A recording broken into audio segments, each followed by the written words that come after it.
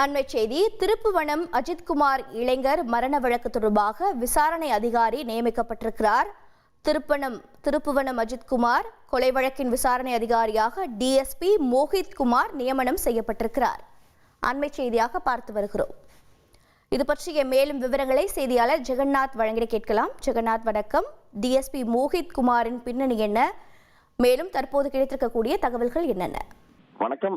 திருப்புவனம் அஜித்குமார் கொலை வழக்கை விசாரிப்பதற்காக அலுவலர்களை குறிப்பாக ஒரு வாரத்தில் சிபிஐ இயக்குனர் நியமிக்க வேண்டும். அந்த அலுவலர்கள் மாவட்ட கூடுதல் நீதிபதியின் விசாரணை அறிக்கை மற்றும் அவரது கட்டுப்பாட்டில் இருக்கும் சாட்சிகள் ஆவணங்களை பெற்றுக்கொள்ள வேண்டும்.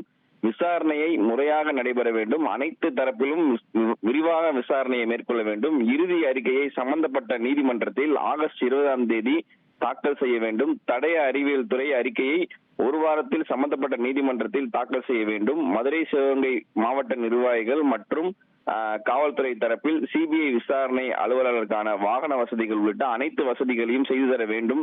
சாட்சிகளுக்கு போதிய பாதுகாப்பு வழங்க தமிழக அரசு உறுதி செய்ய வேண்டும் என உயர்நீதிமன்றம் மதுரை அமர்வு உத்தரவு பிறப்பித்த நிலையில திருப்புவனம் அஜித்குமார் வழக்கை விசாரணை நடத்துவதற்காக டிஎஸ்பி தலைமையிலான சிபிஐ அதிகாரிகள் டெல்லியில் ஞாயிற்றுக்கிழமை விமானம் மூலம் மதுரைக்கு திங்கட்கிழமை முதல் இந்த விசாரணையை தொடங்க இருக்கிறார்கள். குறிப்பாக மதுரையில் உள்ள சிபிஐ அலுவலகத்தில் உள்ள சிபிஐ அதிகாரிகளும் அலுவலர்களும் அவர்களுக்கு உதவியான விசாரணையானது அவர்கள் மேற்கொள்ள இருக்கிறார்கள்.